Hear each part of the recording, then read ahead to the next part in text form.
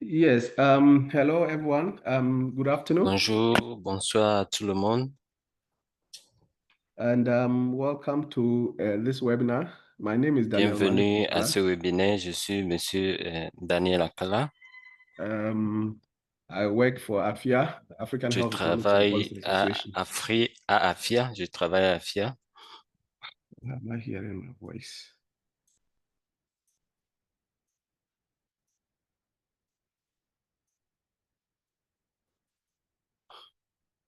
Okay, thanks so much. Merci. Today we Aujourd'hui, are going to speak about nous allons parler sexual and reproductive health rapidement and de rights, la santé especially in sexuelle the et context of reproductive West and Central Africa. dans le contexte But de before we l'Afrique de start, some l'Ouest et de few l'Afrique du housekeeping Pour rules. commencer la I session, want juste to say quelques that règles. this webinar is J'aimerais available in both dire French and que English ce translation. webinaire est There's simultaneous disponible translation going en on. français et en anglais et If aussi il y a you're a l'interprétariat en francophone cours. person, you can Donc, si vous switch êtes to un the francophone, French vous pouvez choisir channel by dans clicking the globe le, sign at the bottom of vous pouvez your choisir la langue browse française en cliquant menu, so that you'll be able to dans access le the menu interpretation. en bas If you are de English, you can votre also switch to écran the pour English pouvoir accéder menu, and à then you'll be able to access l'interprétariat. the Si vous interpretation. parlez anglais, faites de même. Sélectionnez l'anglais pour avoir accès à l'interprétariat. So this is actually, a bilingual webinar. C'est un webinaire bilingue. Before we start, I would like Avant to de commencer, say some few j'aimerais words about euh, safeguarding. Um, donner ou dire this quelques work actually, petits as this mots webinar is part of a bigger, sur ce project we are webinaire parce undertaking. que ça fait partie d'un grand projet West and en Central cours Africa en Region Afrique Health Policy and de Research l'Ouest Organization. et AFIA has been du selected centre. AFIA a été by sélectionné um, IDRC, the International Development Research Center, par le Centre de the, recherche international the, the Global Affairs Canada, and et the Global Affairs du Canadian Institute of Canada Research, et l'Institut and canadien de recherche to undertake this work pour called the Health faire Policy ce and travail. Research Organization in West and Central Africa. And this work that we are about to present to you Et cette étude que nous allons is présenter basically a scoping review that we did into sexual and est reproductive health in West and Central Africa, the extent of the gaps in this examen de portée que area, nous avons fait en and Afrique what actually needs to be highlighted, de for more l'Ouest et efforts in en terms of Afrique de interventions l'Est to address et these, les challenges, défis especially à with mettre en regards œuvre to pour sexual and les reproductive health in surmonter, Africa. les tacler en matière And de so I would santé like to say sexuelle that et before we reproductive. start this webinar, just Avant say de some few things commencer about ce safeguarding. webinaire, je voulais juste AFIA parler un is a peu believer de of openness, sauvegarde.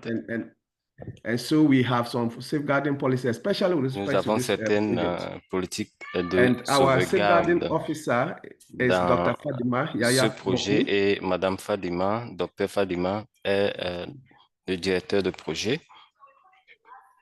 Dr. Fadima Yaya Boku Docteur is actually Fadima, our safeguarding officer with respect to this project, the qui focal est person. So if le anybody has directeur de any issue projet. in terms of Si vous avez des problèmes anything regarding this project, please feel free to contact liés à our ce safeguarding projet, officer. vous pouvez le Um, contacter. C'est lui le directeur de projet.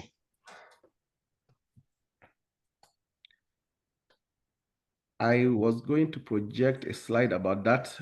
Je voulais projeter une diapo par rapport à cela.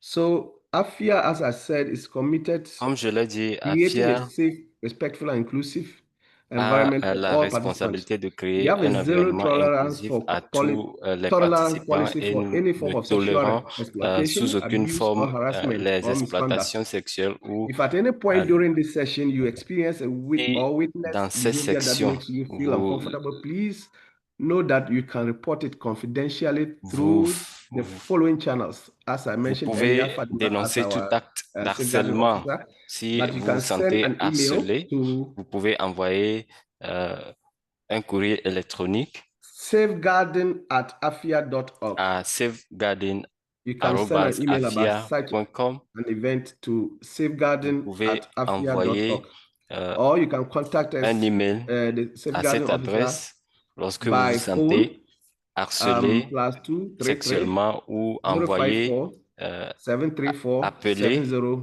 7035. numéro qui a Two plus été 233 mentionné, plus 054 233 734 054 7035. 5035. Through anonymous feedback options available À via travers, AFIA il y a safeguarding aussi system, euh, as I une mentioned, possibilité all de concerns will be faire handled with the utmost des dénonciations sous anonymat confidentiality and in line et with nous pouvons our vous assurer safeguarding de la policy. confidentialité Thank you des all for informations. helping us Je vous maintain a remercie safe and tous supportive space for de dialogue. votre soutien afin de maintenir May un I remind you environnement that sécurisé. as part of this webinar, we are actually Comme recording faisant partie webinar de ce so that we can be webinaire, able nous to sommes make en train notes about the discussion that will de be held l'enregistrer here. afin qu'on puisse So please, if prendre you des have notes any, après. you Si know, difficulty about vous avez des the difficultés conversation being recorded, quelconques of course, you can please pendant les contact us discussions, vous with pouvez respect to nous that. contacter. So at this point, let me stop here. Alors sur ce, and please go back je for us to vais start the webinar. And I would like to invite the executive director of AFIA, inviter le directeur Professor exécutif John d'AFIA, Atabuba, to please le give us professeur John some few remarks as we Atabuga, begin this pour webinar. faire son discours Prof, d'ouverture you have the floor. de ce webinaire. Merci beaucoup, Danny.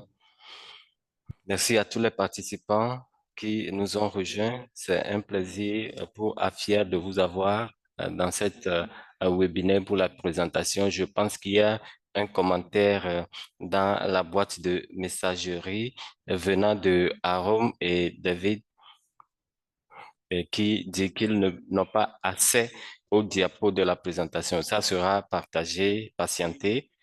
Et une fois encore, nous vous souhaitons la bienvenue à cette présentation qui sera faite par notre collègue qui est un docteur Esta. C'est en relation avec ce que Danny a dit et il y a eu des évaluations qui ont été faites pour combler les lacunes que nous avons à remarquer sur le continent, particulièrement en Afrique de l'Ouest et de l'Est. C'est nous qui sommes mandatés à faire cela pour identifier les domaines négligés qui n'ont pas été pris en compte en matière de santé sexuelle et de reproductivité. Et nous sommes vraiment reconnaissants du soutien de CRDI et aussi des affaires globales du Canada pour faire cette étude et nous sommes vraiment reconnaissants de leur soutien. Je pense que Danny en a parlé. Nous voulons aussi mettre en exergue que la santé sexuelle et productive sur le continent est quelque chose qui n'a pas retenu l'attention la due attention. Nous avons remarqué cela à travers des statistiques dans la sous-région. Et par exemple, le mariage précoce, les complications pendant les accouchements à un âge très jeune. Et je pense que nous avons des problèmes sur le continent. Certains aimeraient voir mon visage et pour cela, je vais activer ma caméra. Certaines personnes veulent me voir. Alors, une fois encore, je vais dire que c'est un plaisir d'ouvrir ces sections et nous sommes heureux de vous avoir à bord et nous espérons des délibérations fructueuses. Les canaux sont ouverts, les canaux sont ouverts. Vous pouvez participer activement à cette webinaire et sans plus tarder, je vais donner la parole au présentateur. Nous serons ici pour faire des contributions fructueuses afin d'améliorer la situation en matière de santé sexuelle sur le continent. Merci beaucoup. Je vous passe la parole, Monsieur Danny. Merci beaucoup, Monsieur John, pour votre travail excellent abattu.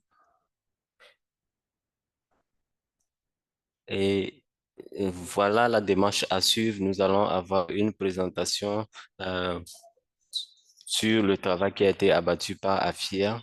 Nous avons une présentation qui sera faite par Madame Esta.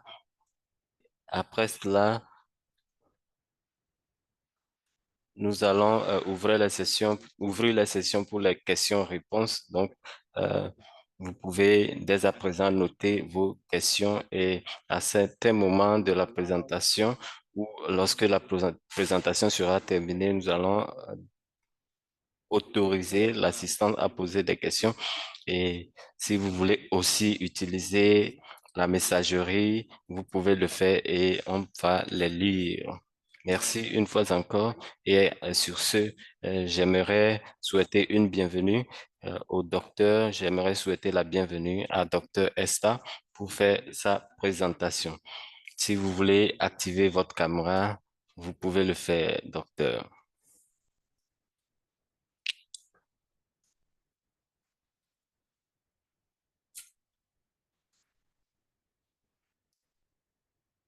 Bonjour, bonsoir à tout le monde, peu importe où vous soyez. C'est un plaisir d'être ici avec vous et je suis reconnaissant et fier de m'avoir donné cette opportunité de faire partie de ce projet. Et en tant qu'induction, je vais euh, parler de certains domaines, surtout en matière de santé sexuelle dans l'Afrique de l'Ouest, surtout des domaines qui ont été négligés. J'aimerais vous inviter à prêter attention au fur et à mesure que nous projetons les diapos qui constituent un résumé des études que nous avons faites. Je vais faire la présentation et ensemble, on aura des discussions fructueuses et j'espère qu'on aura de bons moments ensemble. Pour commencer, comme vous le savez, la santé sexuelle et reproductive fait partie des droits fondamentaux. Et lorsque on parle du genre et du bien-être de chaque individu, c'est un aspect vraiment critique du développement social-économique de chaque personne. Pour vous donner un petit aperçu sur le contexte en ce qui concerne cette étude, au lieu de parler à chaque fois de la santé sexuelle, je vais juste dire SDSR, juste pour donner un aperçu. Je vais dire, lorsqu'on parle des droits ou bien de la santé reproductive, comme je l'ai dit plus tôt, c'est quelque chose qui est lié à la santé de tout le monde, pas seulement à la santé physique, mais à la santé mentale. Il y a beaucoup de bénéfices au-delà de l'équité du genre et ça aide aussi à faire avancer la cohérence et les stratégies. Avant de parler des domaines qui ont été négligés, c'est important pour nous d'apprécier les progrès que nous avons faits en tant que région. Euh, la région d'Ouest et centrale. À travers ces régions, pendant les années, nous avons été en mesure d'observer une baisse de la mortalité maternelle de 34%. Et pour la région du central, ils ont jusqu'à 52% de baisse de la mortalité maternelle. Et en termes de développement, en termes des objectifs de développement de millénaire, il y a eu une amélioration de la santé maternelle. C'est aussi important de mettre en exergue que sur le plan national, il y a eu des progrès en matière de santé maternelle. C'est très important de mettre l'accent sur le fait qu'il y a eu des euh, formations de renforcement de capacités à travers les régions pendant les dernières décennies. La réalité actuelle pour cette région, c'est qu'il y a beaucoup de choses qui ont été effectuées, beaucoup d'activités qui ont été faites pour atténuer certaines causes courantes de la mortalité maternelle. Il y a beaucoup d'attention qui ont été données en matière de planification familiale et aussi euh, de la grossesse à l'adolescence. Cela ne veut pas dire que nous avons atteint les objectifs dans la région. C'est juste pour vous donner une idée de ce qui a été effectué en matière de santé sexuelle. Ça va au-delà des infections sexuellement transmissibles et aussi de la santé maternelle.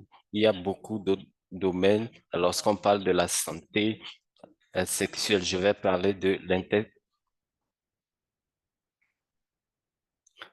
et nous avons noté des domaines où nous avons fait des progrès et ça va nous permettre de reconnaître les domaines dans lesquels on doit faire des efforts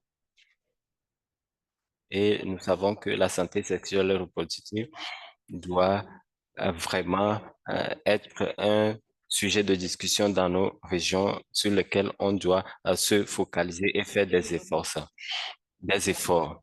Et cela nous a poussé à identifier ce qui est notre vision, qui est à la base de nos recherches. Alors, je vais vous parler des domaines et vous faire savoir les populations qui ont été négligées et aussi les pays qui ont fait des recherches ou des activités en Afrique de l'Ouest et du Centre. En faisant cela, nous avons fait un examen de la portée. Nous avons utilisé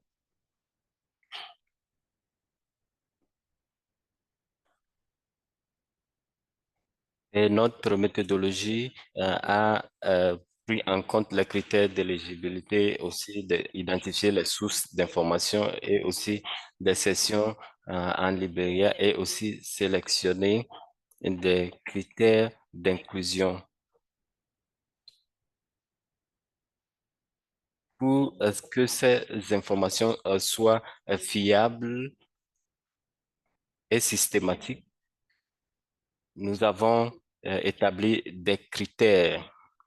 Et les critères sont relatifs à la population. Je ne vais pas parcourir toute la présentation, mais vous pouvez voir la population que nous avons considérée en tant que région au-delà des pays et en considérant aussi les individus qui ont été négligés en matière de santé sexuelle et reproductive. On avait eu besoin de réduire la portée et nous sommes focalisés sur la situation géographique qui est l'Afrique de l'Ouest et l'Afrique centrale qui était principalement notre cible.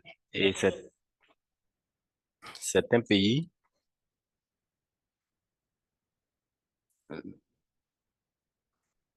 Donc, c'est des recherches qui ont été faites strictement en Afrique de l'Ouest et du Centre. Pour les critères d'exclusion, nous sommes assurés que l'étude se porte seulement euh, sur les hommes et les femmes et l'étude a été faite en anglais et en français.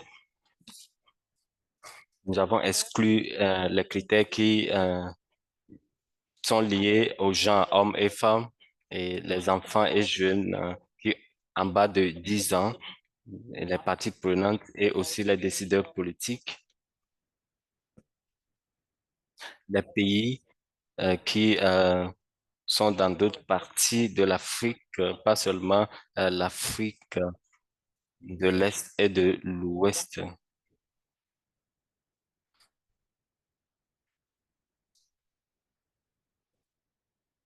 Pour les informations, les sources d'informations, nous avons considéré des informations électroniques, les bases de données électroniques et les résultats que nous avons eus, c'est ce que vous avez sur l'écran et comme vous pouvez le voir, au total, nous avons 984 études que nous avons fait. Nous avons utilisé une approche systématique et nous avons essayé de catégoriser toutes les individus pour voir dans quelle catégorie on les classe, si c'est en matière de contraceptif ou de VIH, afin que notre étude soit plus compréhensible.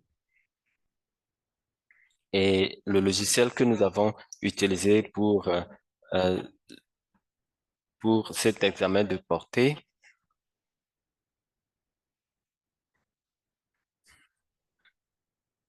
nous avons utilisé un organigramme qui nous a permis d'abstraire les données ou les informations dont on a besoin. Nous avons fait une revue des références pour voir si les informations sont en concordance avec les critères que nous sommes fixés. Nous avons voulu avoir des informations sur les thèmes afin que après on peut faire recours à cette base de données pour extraire les informations qui nous seront nécessaires pour des recherches à venir. Donc, les thèmes d'extraction sont les suivants, ce que vous voyez sur l'écran. À part cela, nous nous sommes aussi intéressés euh,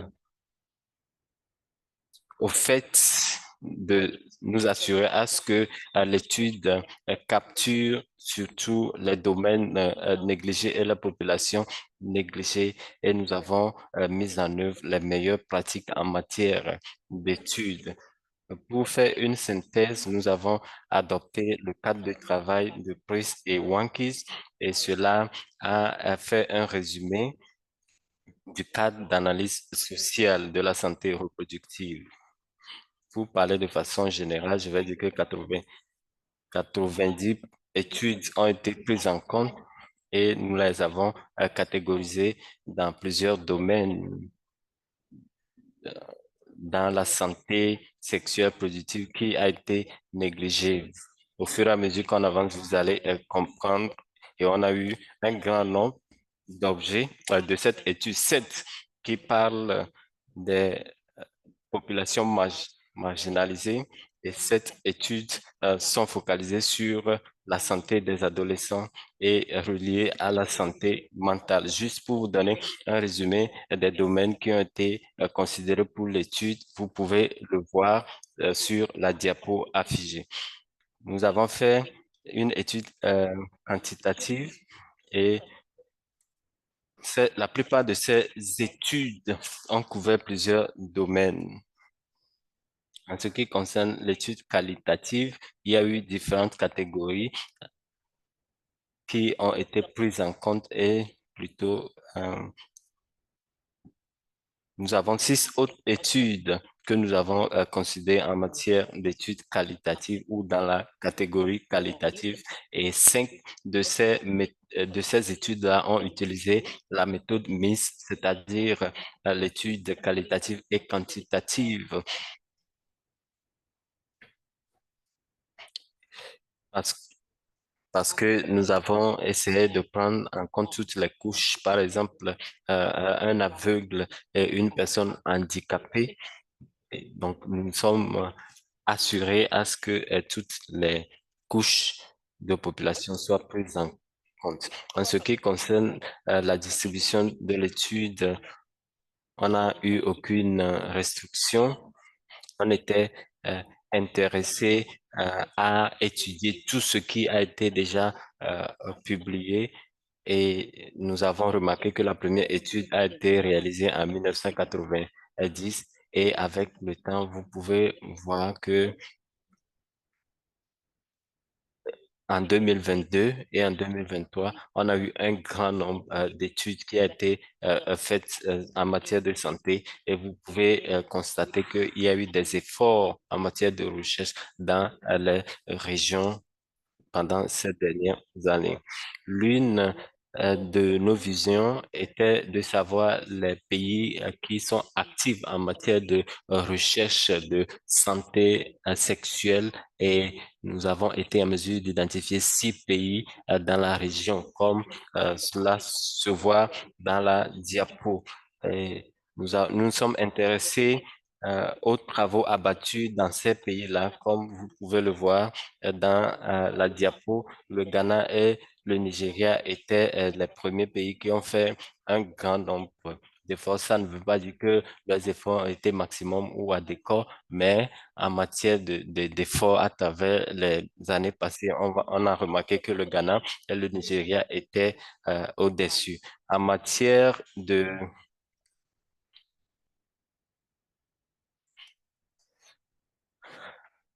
en matière de nombre d'études effectuées, nous avons essayé de voir les études que nous avons considérées, combien ont pris en compte les domaines que nous voulons couvrir. Est-ce que ça veut dire que beaucoup de choses ont été faites dans ces domaines? Non, mais il y a eu aussi des études.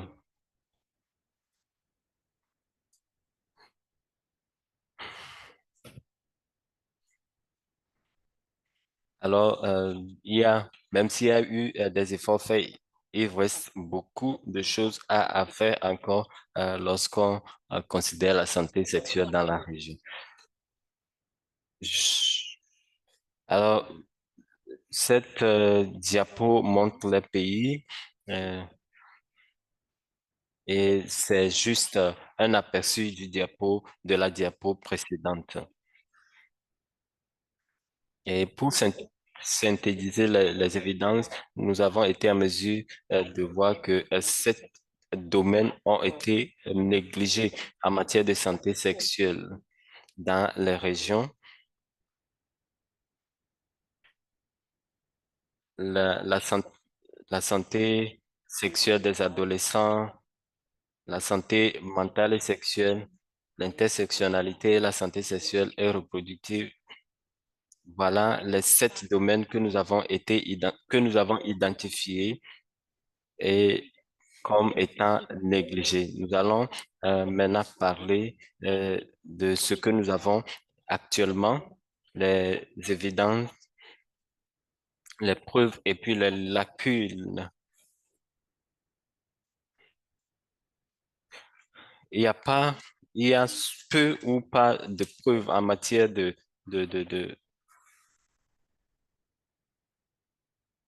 en matière d'infrastructure et le taux est mondial est de 12%. Et même s'il y a beaucoup d'efforts faits dans ce domaine-là, en matière de,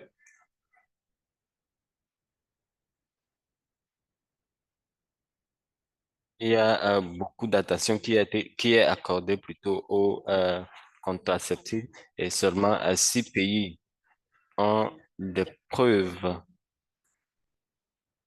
selon l'étude. Juste 6 pays euh, ont été retenus basés sur les... Quelles sont les évidences? Actuellement, seuls les médicaments traditionnels sont utilisés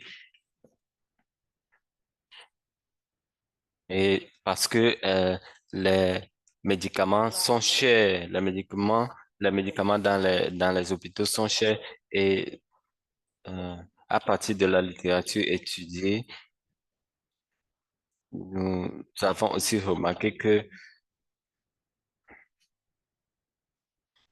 les traitements dans les centres de santé ne sont pas considérés comme une priorité, mais plutôt les gens sont plus tournés vers l'utilisation des médicaments traditionnels. Et il n'y a pas eu de recherche dans ce domaine. Et il y a un grand écart dans les études. Nous avons un nombre limité d'infrastructures sanitaires et aussi les coûts. Quelles sont nos recommandations? D'abord, nous voulons que les acteurs de santé soient en mesure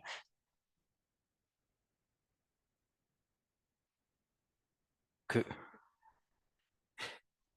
qu'il y ait une certaine synergie entre les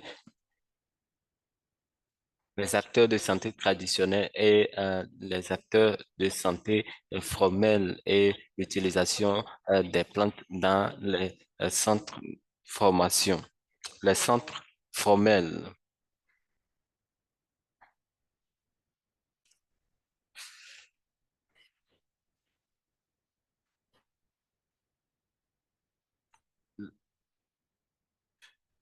Le deuxième domaine que nous avons considéré, c'est la santé sexuelle des adolescents.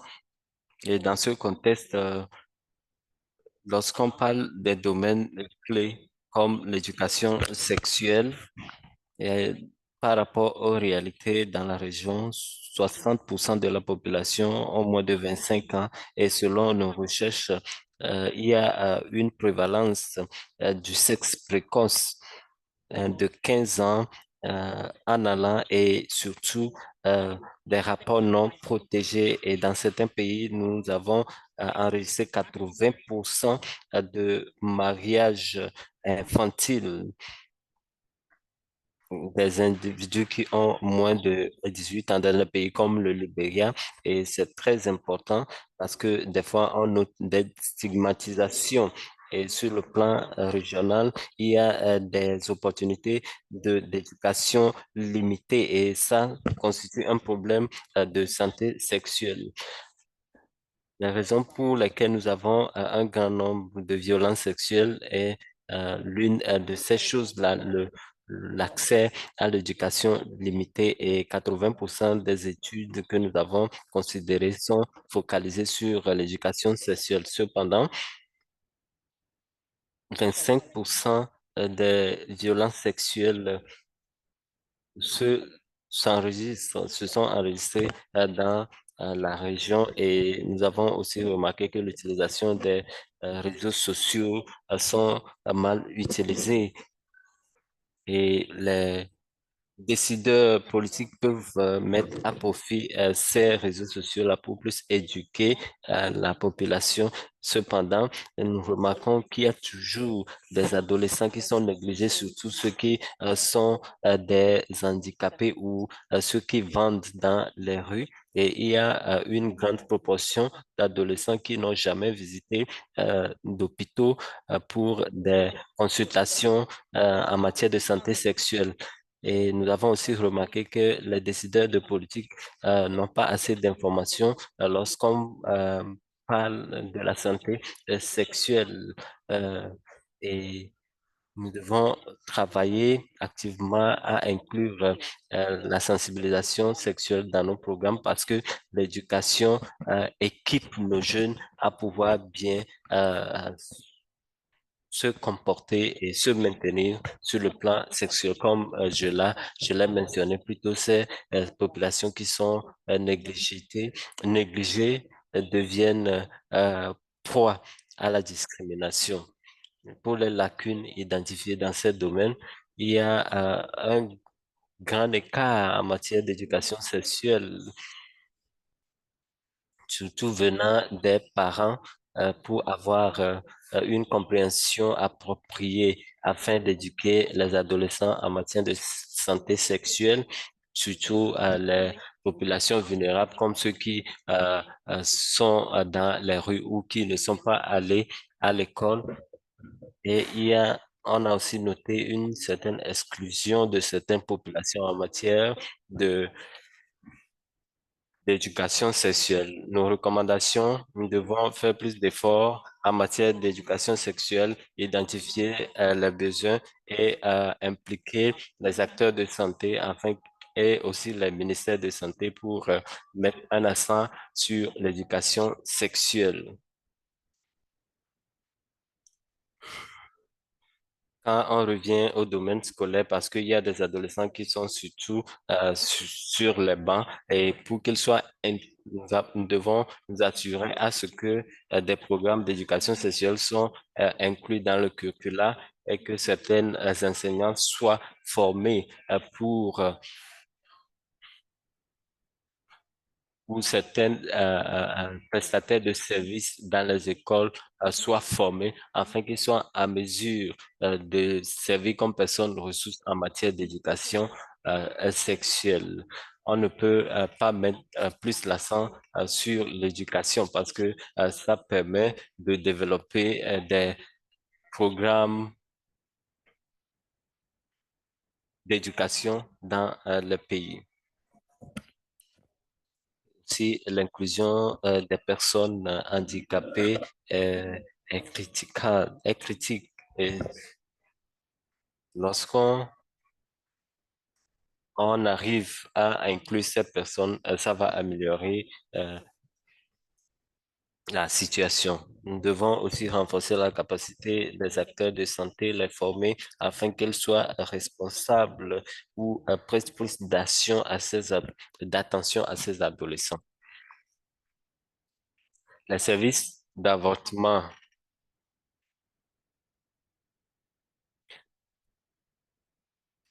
Environ 1,8 million de personnes pratiquent l'avortement elles-mêmes chez eux à la maison.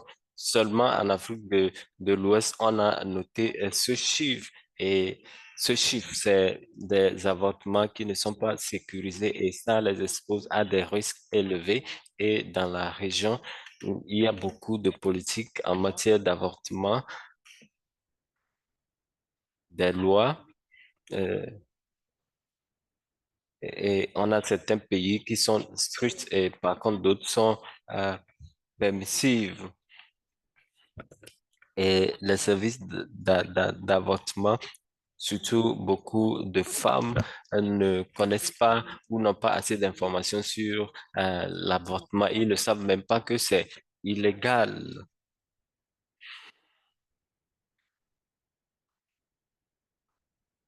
Et il y a un grand écart en matière de ressources humaines dont on a besoin pour assurer euh, des exigences en matière de santé, en matière de politique.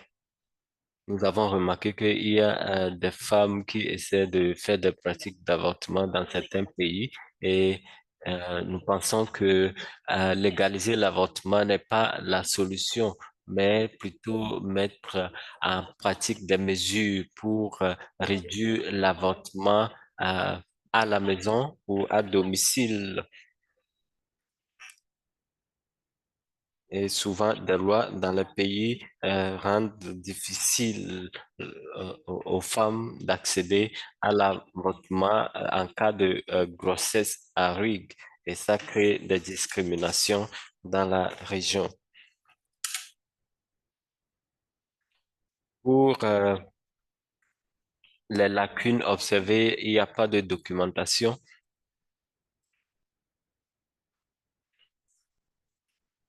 Et comme on l'a noté plus tôt, nous devons nous assurer à ce que des agents de santé soient bien formés pour fournir des services dans ces domaines-là.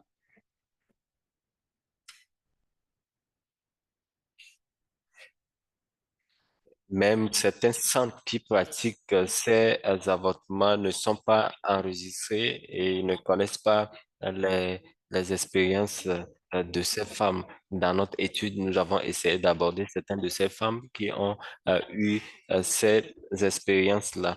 Donc, pour les recommandations, nous devons travailler à ce que l'accès au centre de santé soit disponible. Et ça demande des stratégies concertées et ça doit impliquer toutes les parties prenantes à travailler en synergie afin de s'assurer qu'il y ait des améliorations dans ce domaine et euh, rendre accessibles les planifications familiales. Pour les domaines négligés, nous allons dire que plus de 11 000 personnes en Afrique et ce rapport couvre seulement 6 mois. Cela nous donne un aperçu de la situation à travers les pays. Et nous pouvons aussi voir que 80% des femmes expliquent les raisons pour lesquelles ils traversent ces expériences.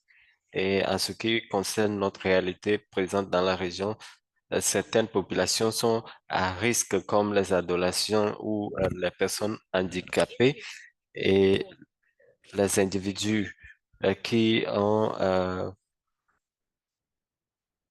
des expériences.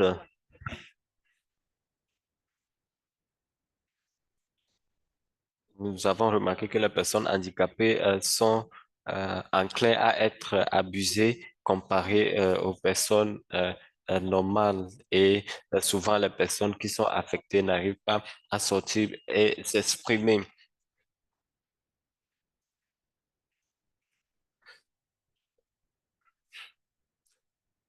Et nous avons aussi remarqué que les femmes rencontrent des expériences qui juste une idée de la santé sexuelle des femmes handicapées ou des personnes qui sont vulnérables. Les lacunes identifiées, c'est que nous n'avons pas assez de recherches dans ce domaine et nous devons étendre nos études à d'autres populations, pas seulement les femmes, parce que il y a des populations qui n'ont aucune politique qui les protège et cela crée des barrières entre ces populations-là et ceux qui sont affectés. Pour les recommandations, euh,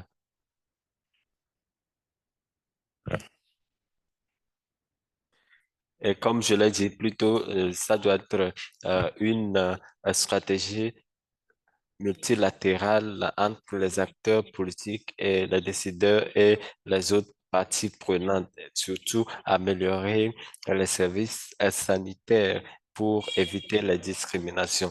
Pour les femmes handicapées, c'est important de concevoir des systèmes d'intervention qui va répondre à leurs besoins et aussi augmenter à la sensibilisation dans ces domaines-là, soutenir des services, former les professionnels en ce qui concerne la protection et nous assurer à ce que les efforts mis ensemble nous permettent de protéger les personnes handicapées et c'est important pour nous ou bien mettre en mémoire que nous devons fournir des services à tout le monde, peu importe leur appartenance ou leur profession ou leur statut. Et euh, nous devons décriminaliser ce secteur. La santé mentale et la sexualité est le cinquième point. Et pour ce point, cela a été associé au risque qu'on encourt en ayant des partenaires sexuels multiples. Cependant, il y a aussi des lacunes en matière de preuves de santé mentale dans les populations. On a besoin de faire plus d'études dans ce domaine, identifier les domaines et surtout la qualité de vie. Lorsqu'on parle de la prévalence des personnes handicapées, nous avons vu qu'il n'y a aucune étude disponible, ce qui est alarmant. Seule une étude a été réalisée au Ghana. Donc, c'est important de faire plus d'efforts dans ce domaine et nous avons besoin de faire plus de sensibilisation afin que les individus handicapés, même ceux qui ne sont pas handicapés, aient accès à des services de santé mentale. En ce qui concerne l'intersectionnalité, nous devons euh, voir toutes les facettes et identifier ou bien voir les défis auxquels les gens font face pour accéder aux services de santé sexuelle. Les bannières que nous avons notées sont relatives à la population rurale, aux femmes de ménage ou bien les mendiants, ce sont ces populations-là que nous avons identifiées et qui traversent les défis que euh, dont je viens de parler.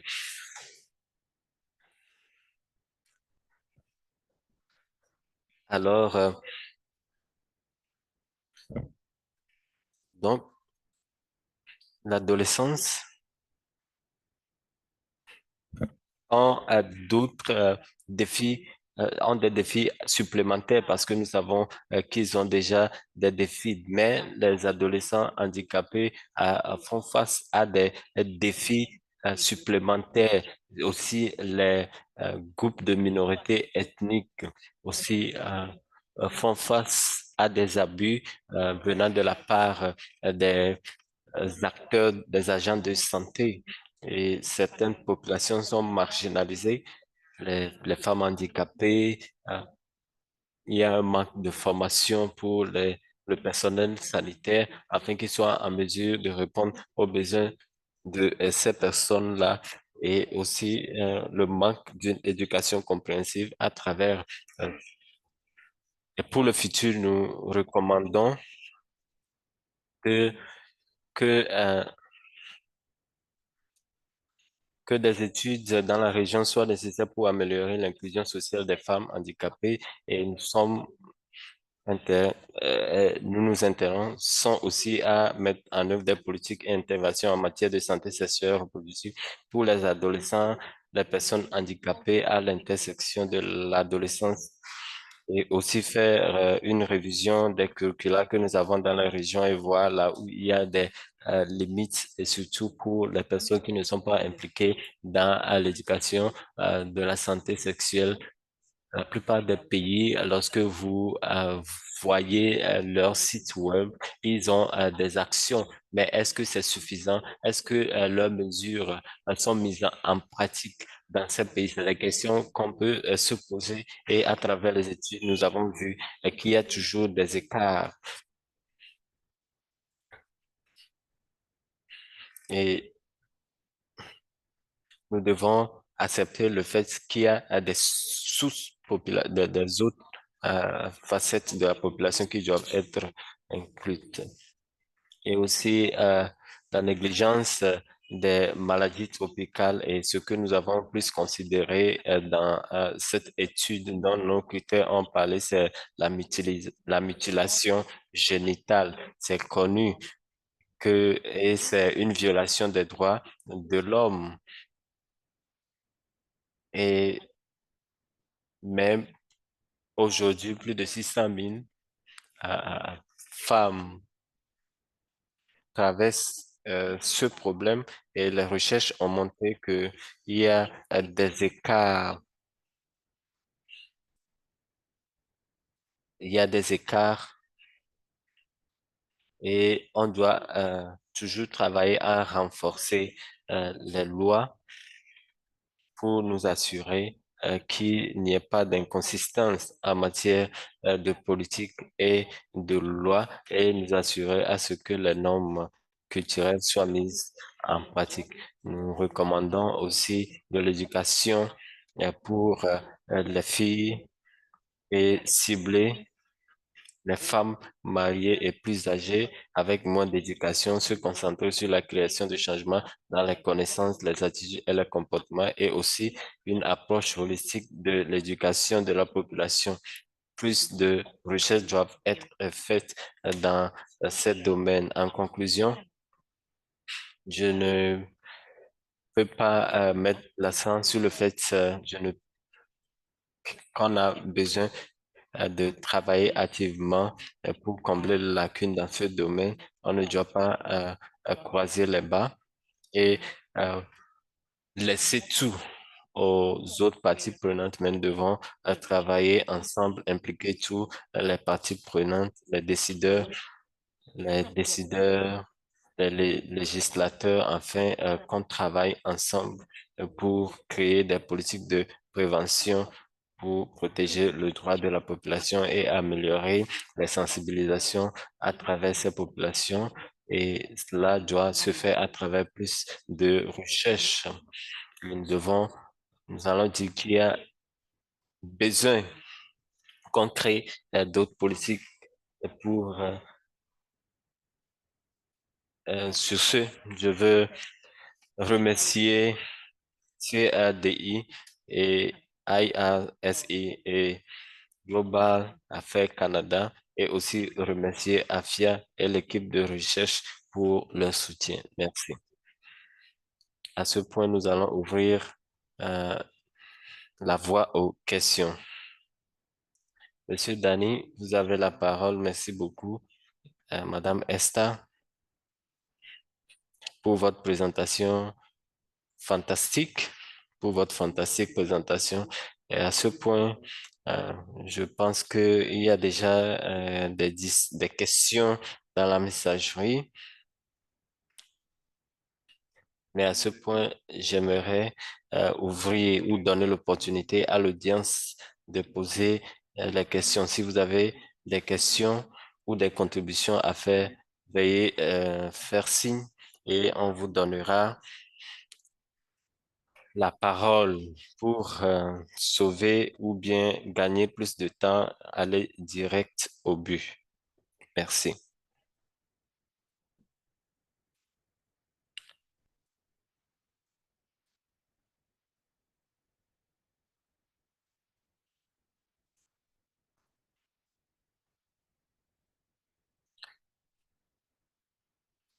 Alors, en, en attendant, nous allons demander à Madame Nafi.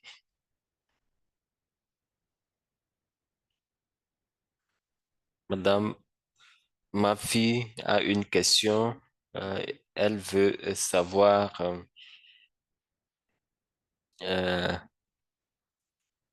elle voulait savoir les écrits qui n'ont pas été pris en compte à cause des limites linguistiques. Merci beaucoup pour cette question.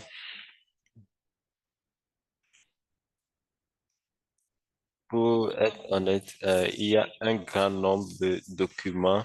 euh, le grand nombre de documents que nous avons utilisés étaient en anglais et le peu qui étaient en français euh,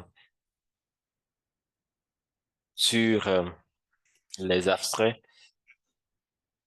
On avait juste une petite quantité d'écrits, à peu près 14 recherches qui étaient en français qu'on n'a pas pris en compte. Mais si nous considérons le grand nombre d'études que nous avons prises en compte, nous ne pensons pas que cela puisse avoir des influences sur nos résultats.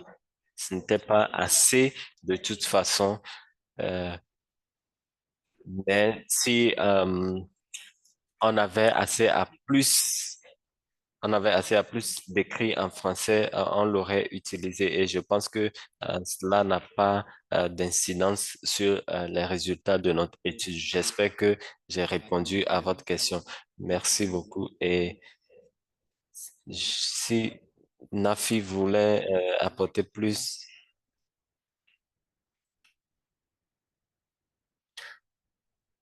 essayez de faire signe, de lever votre main. Avant de prendre la parole, vous pouvez aussi utiliser la messagerie. J'ai une question. En attendant, je pense que je peux aussi poser une question. Ma question est que j'ai eu l'opportunité de parcourir certains aspects du rapport du travail que vous avez fait. Et ma question est que j'ai vu euh, l'un des problèmes dont vous avez parlé, c'est l'infertilité. Et la facilité, je pense que c'est peut-être quelque chose qui est lié au contexte africain, surtout l'Afrique du Sud, du centre. Et des fois, même si ça se rapporte à la planification familiale. Je pense que c'est un domaine qui n'a pas été considéré. Alors, ma question est de savoir à quel point ce problème de fertilité constitue un défi en Afrique. Est-ce que vous pouvez donner plus d'éclaircissements sur cela? Merci beaucoup pour cette question. Il y a eu beaucoup d'efforts faits dans le domaine de planification familiale. Euh, Surtout sur le plan individuel, surtout des individus qui ont un nombre élevé d'enfants et qui ne sont pas en mesure de prendre soin de ces enfants-là. Et pour réduire le taux de mortalité infantile, ils essaient de faire des planifications familiales. Et de l'autre côté, nous avons des individus qui aimeraient avoir des enfants, mais qui ne sont pas en mesure d'avoir des enfants. Donc, on n'a pas eu beaucoup d'études faites dans ce domaine. On se focalise plus sur les structures au lieu. Pour moi, c'est un grand défi. Et comme je l'ai mentionné, la région occidentale et la région du centre est considérée comme le berceau de fertilité parce que nous avons un grand nombre euh, de population dans cette zone-là. Mais euh, il y a beaucoup de choses à faire en termes de contraceptifs, en termes de structures sanitaires pour nous assurer à ce que les femmes soient en mesure de contrôler le nombre de naissances. C'est un défi majeur et j'aimerais dire que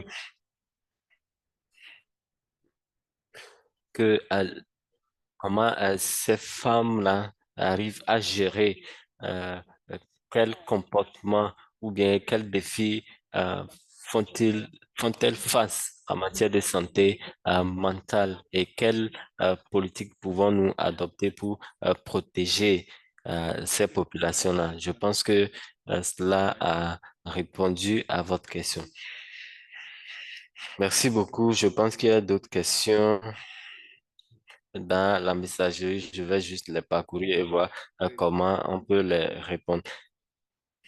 Une question venant de Senet Bachar et la question dit, beaucoup d'adolescents, surtout les femmes, ont font face à des barrières financières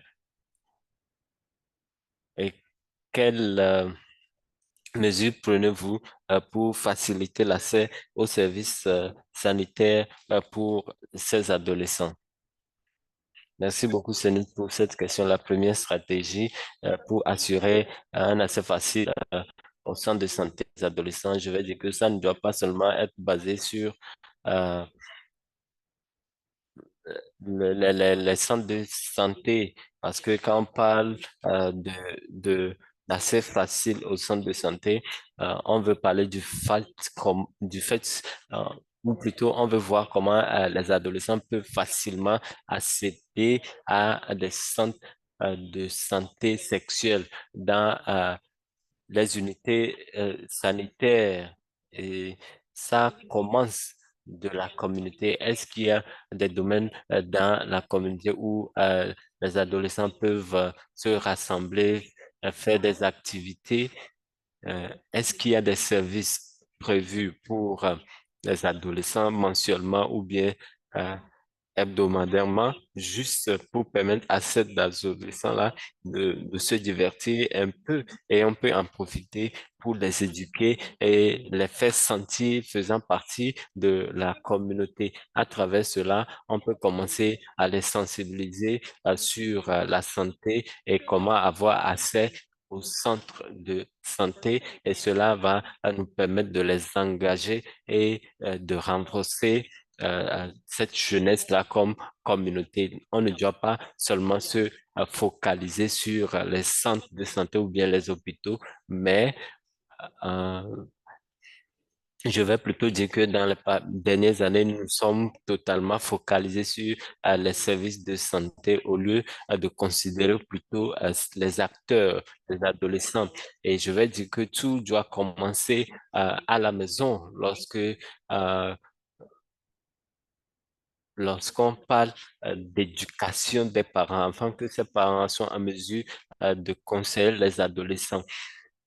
Parce que les adolescents diront peut-être que je veux parler à un médecin d'abord. Et lorsque un adolescent vient vers son parent pour lui dire ceci, le parent peut peut-être dire oui, mais est-ce que je peux savoir le problème auquel tu fais face et discuter un peu avec l'adolescent pour voir ce qui peut être fait.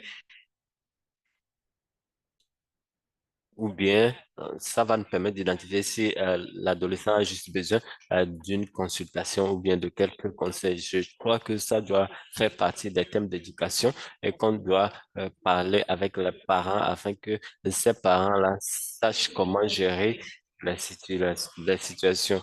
Parce que si votre enfant ne se sent pas en sécurité de parler avec vous, vous pouvez lui donner la possibilité d'aller communiquer avec un agent de santé et ce serait mieux que vous ne soyez pas présent pendant cette discussion-là.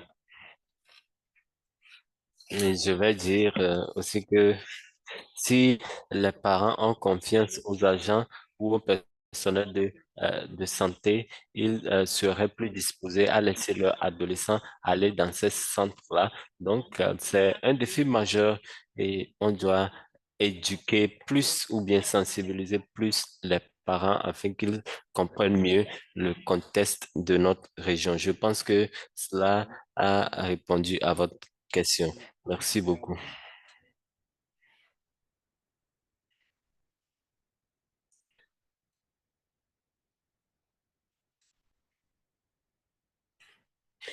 J'ai une question venant d'Angela. J'espère que j'ai bien prononcé votre mot. Et j'ai remarqué que les hommes n'ont pas été pris en compte dans cette étude. Est-ce que vous pouvez m'expliquer cela? Et comme vous avez dit que la santé sexuelle est un droit fondamental, y compris les hommes, et dans notre cas, nous remarquons que les hommes sont plus négligés ou dans certains cas même, il n'y a aucun centre de santé destiné aux hommes. Si vous pouvez m'expliquer la raison pour laquelle vous excluez les hommes. Et nous avons aussi remarqué que lorsqu'on parle de santé sexuelle, les hommes ne sont pas souvent pris en compte. Et si les hommes sont pris en compte, je suis sûr que cela va permettre d'améliorer la situation au niveau des femmes. Oui, c'est une question excellente. Et les hommes sont d'une certaine manière négligés. C'est parce qu'on ne peut pas couvrir toutes les couches euh, de la population dans une étude. Alors, nous sommes focalisés sur les femmes, pas seulement les femmes, euh, mais les adolescents. Et nous sommes aussi focalisés sur les personnes handicapées et les revendeuses dans les rues parce que ils sont le plus souvent exposés. Donc, les autres subpopulations euh, comme les femmes et autres, les adolescents, les personnes handicapées ont été inclus dans ce processus. Et nous avons aussi travaillé avec un homme aveugle et pour cette étude, on n'a pas pris en compte assez d'hommes. Oui, vous avez raison, euh, parce qu'on ne peut pas tout faire dans une seule étude. Et nous allons prendre cela en compte comme recommandation pour le futur afin que nous puissions inclure plus d'hommes lorsque nous avons des études à faire dans le futur. Mais pour cette étude particulièrement, nous sommes focalisés sur les femmes. Merci beaucoup, Madame Esther, pour le travail bien fait. On va prendre encore deux ou trois questions et si d'autres personnes veulent intervenir, euh, nous allons leur donner l'opportunité et faire des résumés.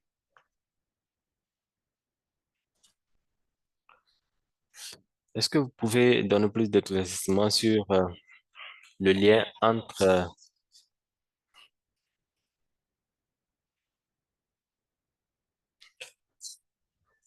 dans les domaines qui ont été négligés? L'un des domaines, c'est les maladies tropicales.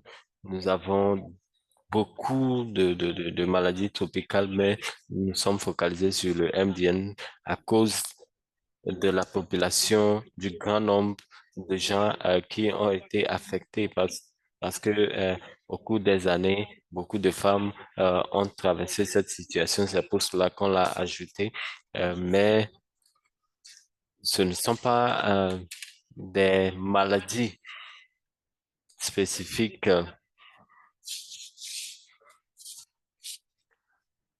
des individus qui ont ces défis et nous l'avons inclus cela comme en ce qui concerne la littérature, pour être franc, euh, pour moi, ce n'est pas un défi, mais je me suis senti que c'est une bataille déjà euh, ba- euh, que nous avons déjà abattue et ça fait partie des domaines dans lesquels nous devons beaucoup travailler. Nous avons des politiques, mais ces politiques ne sont pas, euh, euh, ou bien ne prennent pas en considération la population de base. Donc, c'est catégorisé comme un domaine négligé parce que, euh, oui, c'est ça le lien entre la santé sexuelle et les maladies tropicales. Merci beaucoup. Est-ce que quelqu'un veut poser d'autres questions, faire des contributions? Sinon, on prend la dernière question et si vous voulez intervenir, soulevez la main pour qu'on puisse vous donner la parole. Merci.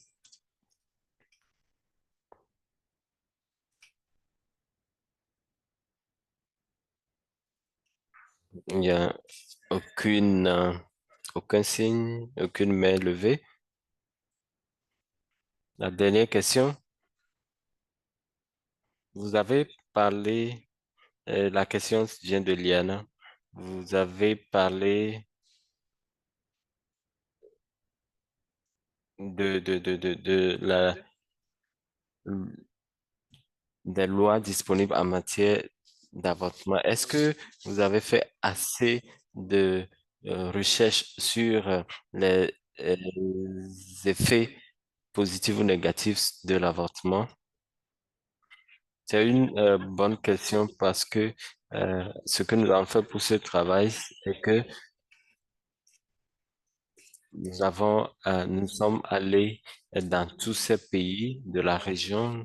Nous avons essayé de voir le site web, leur site web des ministères qui ont un rapport avec la santé et nous avons voulu voir les politiques en place et même leur plan stratégique de santé de ces pays. Et nous avons remarqué que certains de ces pays n'ont pas euh, de plan stratégique et le plus récent pour certains pays, c'est 2015. Cependant, il y a d'autres pays qui ont des plans stratégiques jusqu'à 2025 ou bien 2035, des plans stratégiques en matière de santé de 10 ou de 25 ans dans le futur. Cependant, lorsqu'on considère les détails, la plupart des domaines dont nous venons de parler ne sont pas capturés dans ces plans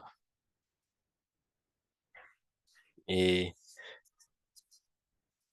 les domaines que nous avons mentionnés plus tôt, où il y a eu des progrès majeurs, c'est surtout dans ces domaines qu'ils se focalisent encore. Dans certains pays, ils ont inclus les adolescents, la santé des adolescents, et on a vu qu'il y a quelques changements dans la politique de 2020 et ils ont inclut maintenant.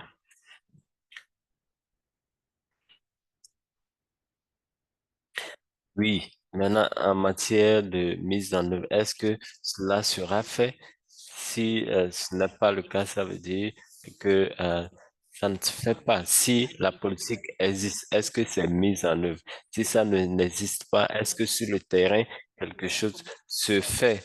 Alors, je vais dire que dans la plupart des documents que nous avons parcourus comme littérature, la plupart de ces euh, documents-là n'ont pas parlé euh, d'avortement. Et nous avons remarqué que certains pays ont fait une mise à jour de leur politique et on peut apprendre de cette politique-là, mais ça ne fait pas partie de la portée ou bien du champ de couverture de notre étude.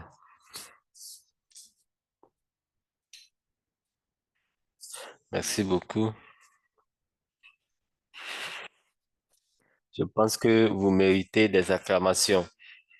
Merci beaucoup de d'avoir euh, mis du temps à faire ce travail bien détaillé et surtout à faire cette présentation merveilleuse au public. Toutes les lacunes ont été identifiées. Il nous reste en tant qu'individu dans nos sociétés ou organisations de euh, essayer d'amplifier euh, la voix, la sonnette d'alarme et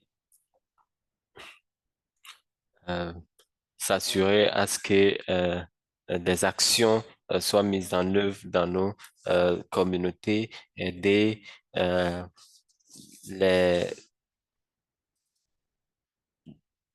Il y a des choses simples qu'on peut faire et parce qu'on dit des gouttes d'eau forment l'océan. Donc, de notre côté, nous devons faire des efforts individuels dans nos communautés pour pouvoir faire avancer euh, la santé sexuelle dans nos communautés. Avant de terminer, je vais donner la parole au professeur John. Merci beaucoup, Danny. Et je veux féliciter Esther pour ce travail merveilleux, cette présentation excellente. Madame Esther, ça fait un moment et je suis heureux de vous voir une fois encore. J'aimerais aussi remercier tous ceux qui nous ont rejoints en ligne. Et je sais que nous avons des représentants de...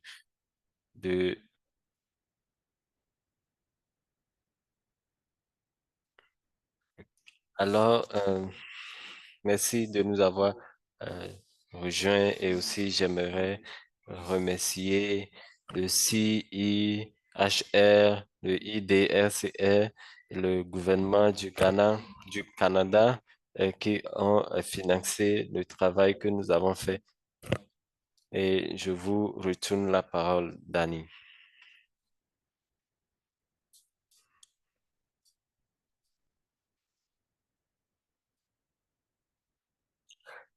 Merci beaucoup, professeur John. Merci beaucoup.